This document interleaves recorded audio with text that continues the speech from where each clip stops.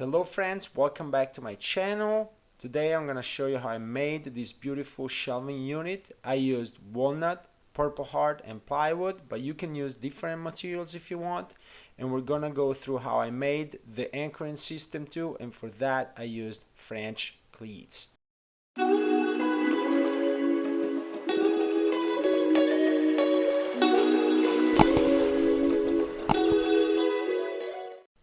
I had this gorgeous walnut board in my shop and I decided to use it to make a beautiful shelving system because I wanted to have the dark color of walnut be a contrast against the white painted plywood that you can use to make these shelving systems.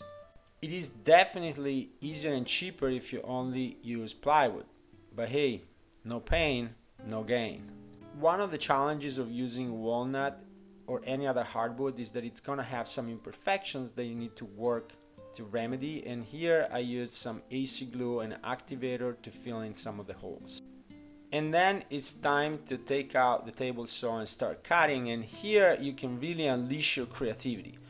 These are custom builds and you can make them as small or as big as you want, but one important thing that you have to keep in mind, and not only with plywood but also especially when you use hardwood, is the weight. These units can get very heavy, and so you need to account for that. And that is why I'm gonna be using French cleats in this build, because they're extremely sturdy and I can conceal them in the back of the unit. As you can see, I began painting the plywood before I started assembling.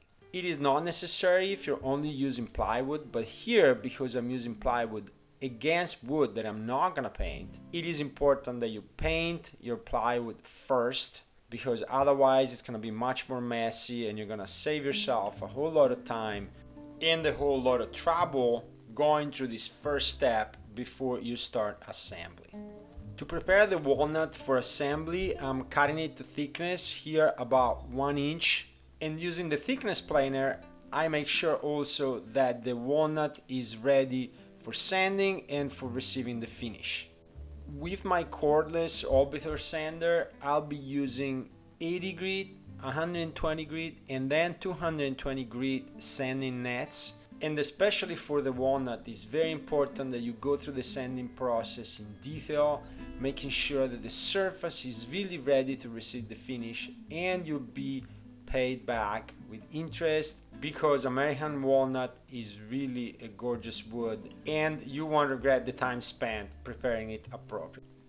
I don't have a domino joiner yet, and so the best solution for me to assemble this piece was to use pocket holes. As you will see, it adds an extra step because you need to cover the holes to make the unit beautiful, but it's extremely sturdy. It's really not a problem to use pocket holes. The one thing that you need to be careful is make sure that you're not splitting the wood when you drive in the screws. And I had some problems here. As you can see right now, there was a little split. And so my solution for that problem was to drive little pilot holes before I drive the pocket hole screws in. And that seemed to work well. After I started using the little pilot holes, I did not have any problems splitting anymore, and the whole assembly process went quite smooth. You just need to make sure that everything is very well aligned. As you can see, I'm using a clamp there to make sure that the piece doesn't shift when I drive in the screws, which is a common problem when using pocket screws. And as you can see, I'm using these 90-degree clamps here on the left that work perfectly for these types of applications, and everything is perfectly square as built. Next, we need to cover the pocket holes, and the first step in that process is to tape the walnut and make sure that that is very well protected, because you don't want that to get stained with whatever material or paint you're gonna use to then cover the pocket hole. And that is really the complication of using walnut or any other hardwood together with plywood that you're gonna paint. And if you build these types of products for sale, you need to account not only for the extra cost of materials, but also the extra cost for your time. I'm gonna use Westpac Fast Set 20 to cover the pocket holes, This is an interior product that is gonna go indoor, and so this type of product is perfectly fine for this application. It's easy to apply, as you can see. You need to apply very liberally here because the pocket holes are quite deep, and so you need to make sure that the entirety of the pocket hole is filled with the product, but it works very well. It does dry up quite quickly. I don't sand after 20 minutes, even though they say that it dries in 20 minutes. I wait usually maybe like an hour or two, because the harder it is, the easier it's gonna be to sand. But also my experience is that if you wait a little longer, your sanding nets or your sanding discs are not gonna get ruined as much, because when you wait longer, there's more dryness in the product and doesn't tend to smudge or to clog the pores in the sanding nets. This product, when applied correctly, does not tend to shrink, and so it makes for a perfect use in filling pocket holes. I have done it many times before on shelves and on other pieces of furniture, and I have never had problems. And now that the pocket holes are covered, it's time to apply a second coat of paint. And here, as you will see, what is very important is to make sure that the walnut is protected. Although I love using my Wagner sprayer, as you know, it's not the best use here. A roller works just fine. These are not large surfaces and the roller is very precise. The 3/4 inch oak plywood that I'm using for this project is extremely sturdy, and so I have no problem using it for my French cleats. I'm placing my blade at 45 degrees, still using my guard. It's not a problem. And as you can see here, the cut works very smooth. That's how you build a French cleat, moving your blade 45 degrees and cut it through the material that way. The upper portion of the flange cleat is that installed in the back of the piece, and here I'm using pocket holes to do that. Plus, as you will see, the whole structure is gonna be reinforced because there's gonna be a backing of a 1/4 inch plywood that is gonna be glued to the flange cleat. It will have glued backing at the bottom, and it's gonna make sure not only to cover the French cleat and make the whole piece very beautiful, but also it's gonna make it more sturdy. These are the backing supports, and now I'm measuring for the backing so that I can cut it using 1/4 inch plywood. But before I do that, I'm cutting a little bit the bottom part of the French cleat because it's gonna make the installation later on much easier. Believe me, you're gonna thank me if you do that.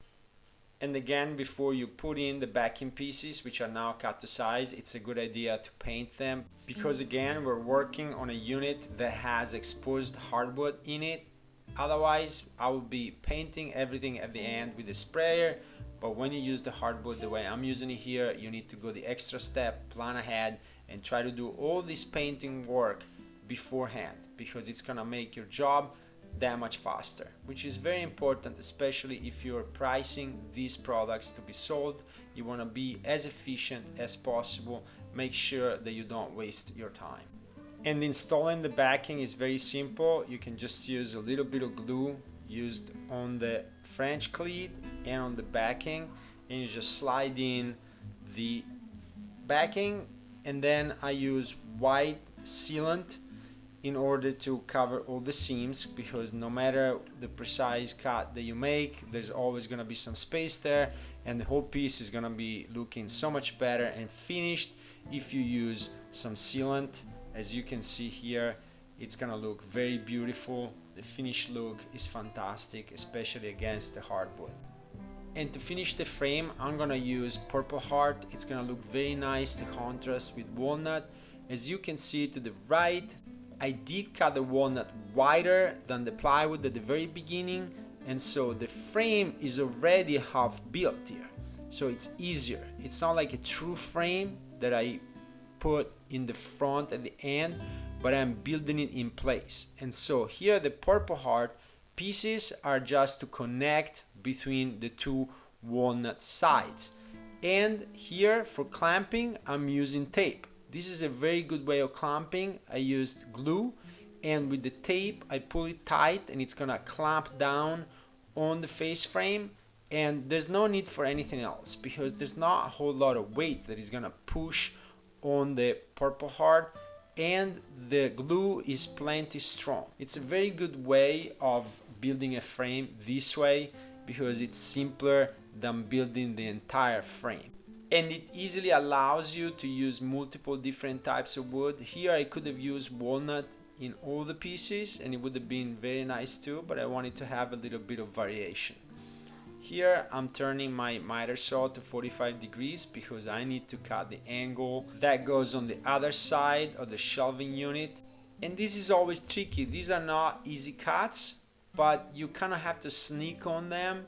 Make sure that you don't cut the piece too short, and then if it's a little too long, you can do smaller cuts with the miter saw and kind of get to that precise, perfect spot. But the big benefit of building a frame this way in place is that you can measure all the pieces against the pieces that are already built, and that makes the entire process much easier, as you can see. And once we're done with that, it's time for sanding again to make sure that all the surfaces are perfectly clean, that everything is ready for the application of the finish. In here I'm gonna use Howard Premium Paste Wax, which is a great product, easily applied with the cotton cloth, and it makes for a very nice finish. It does take maybe like 2 or 3 applications. I'm gonna show you only one.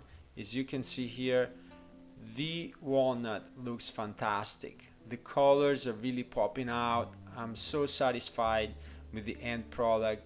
These types of shelves look very nice even when you use just plywood, but when you add the extra work and the extra beautiful material using hardwood, using walnut, using purple heart, it really does take it to the next level.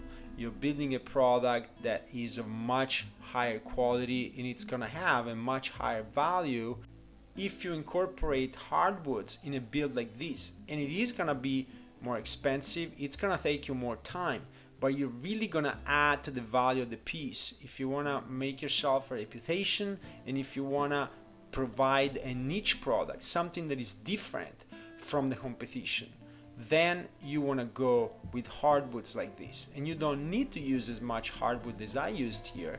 You can incorporate different finish. Maybe you use only one side, maybe you do only the frame. But if you go beyond your comfort zone and you try to really explore and try out different techniques and different materials and different combinations, I'm sure that you're gonna really take your woodworking to the next level, and it's gonna be a lot more satisfaction for you rather than just going through the motions of building something that is similar to what everybody else builds. And as you can also see here, this piece came out stunning, a timeless piece, modern and yet classic. I hope that you enjoyed this video. If you did, please hit the like button, subscribe to my channel, turn on the bell for notifications, and please leave a comment. Thank you for watching, and I'll see you on the next video.